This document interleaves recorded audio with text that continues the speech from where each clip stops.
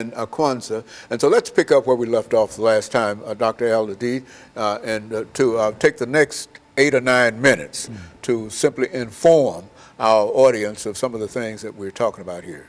Yes, as I pointed out in the beginning, Maulana Karenga established Kwanzaa in California in 1966 in Los Angeles, California.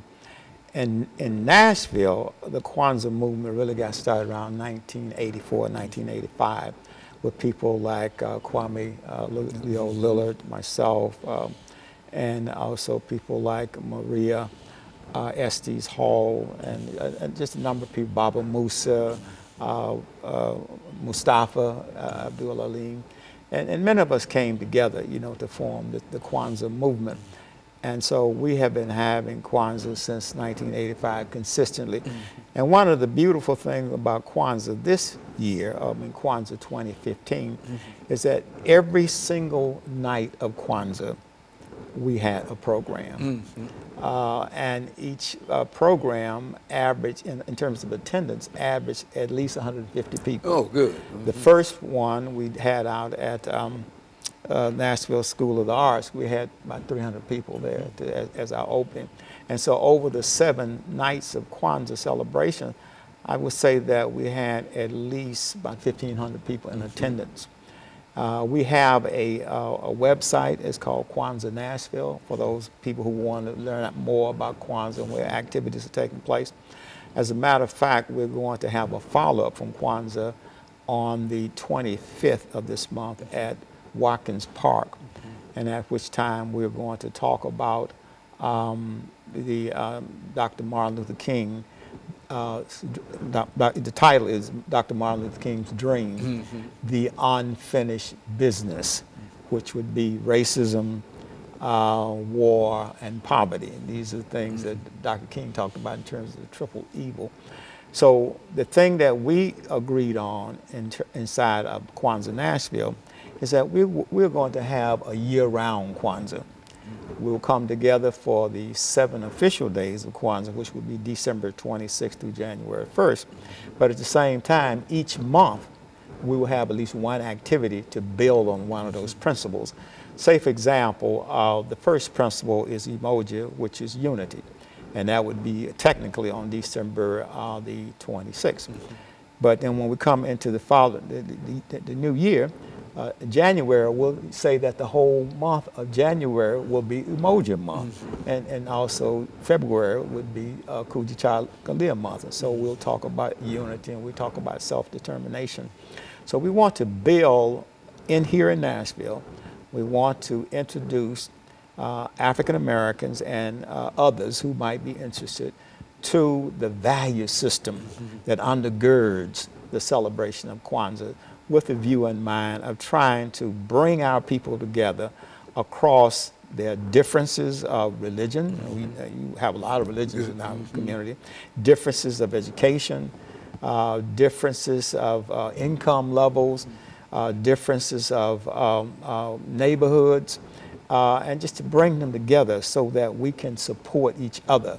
Because when you look at those values, say Ujamaa, which is unity. We need unity in our community in order to solve some of our problems. Let's take a good example of what happened when we had the run for mayor here in Nashville. Okay. You know, our votes were split so many different ways, you know. And here in the 1st district, we had 7 people running for councilperson of District 1. You know, if we're really going to have some political strength, we should all come together and say we're just going to run one person, and this person is going to be our standard bearer, rather than splitting our votes in 7 or 8 different ways. You know, like the Republican Party is doing now with all those folks that are trying to run good. Well, you know, when you get to Republic, you know what they say about the Republicans and the Democrats as far as campaigning is concerned. They said that the Democrats fall in love to choose their candidate, and then the Republicans fall in line. So I think I think what we see on the stage now is just you know, a smoke screen. But as we approach the convention time in July, they're going to fall in line because the Republicans are about business, you know, and that type of thing. So we want to bring our people together.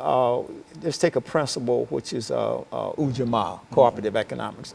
And we have businesses in our community, you know, and we want our people to be patriotic patronize our business. We got a Citizen Bank, we have a Keep Milan Image bookstore, we have, you know, we have frame shops, and we have restaurants, and so we have to patronize. We have these businesses within our community. You know, and back during the days of segregation, when we didn't have much of a choice, we had to go to Meharry Hospital, you know, because we couldn't go to Vanderbilt's hospital. Very good. And then we have morticians, and we have beauty parlors in our community. And that's where the strengths come. You know, we should buy black, invest in black. Not that we're trying to, you know, use that as a way of, you know, separating ourselves, being separatists, but it's being intelligent.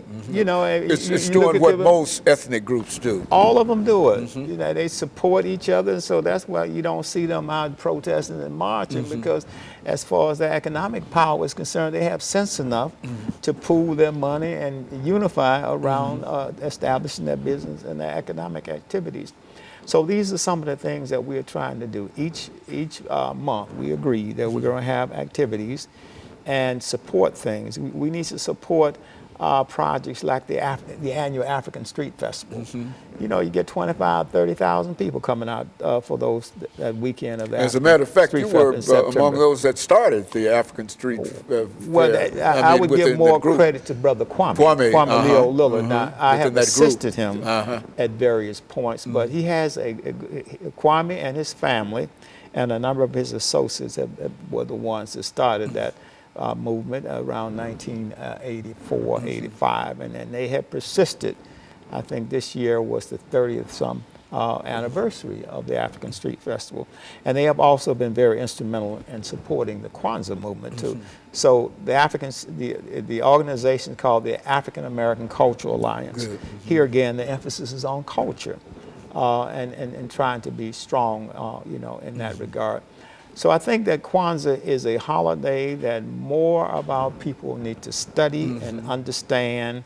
And some of the things I need to say now is that some people think, well, maybe Kwanzaa is a black Christmas. No, Kwanzaa is not in competition with Christmas. It's after Christmas. It's after Christmas, and it has nothing to do with Christmas. In fact, it's not even a religious holiday. It's a cultural holiday.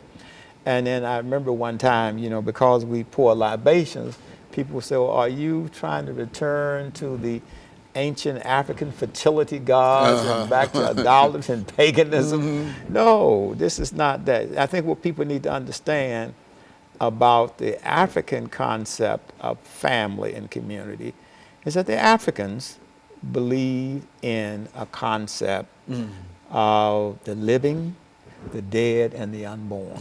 So that when we speak of community, we include the living, the dead, and the unborn. And how do we remember the dead or our ancestors? We remember them by making an animal sacrifice, or remember them by pouring libations. And some people say, oh, you know, that's ancestor worship, and you're worshiping the dead. No, it's not ancestor worship. It is bringing attention to the fact that we want to remember those that came before us. The African idea is that there is a vital link that connects the living, the dead, and the unborn. And each of us would represent just one link in that eternal chain, you know. And so the African concept of culture and community is based on the concept of I am because we are.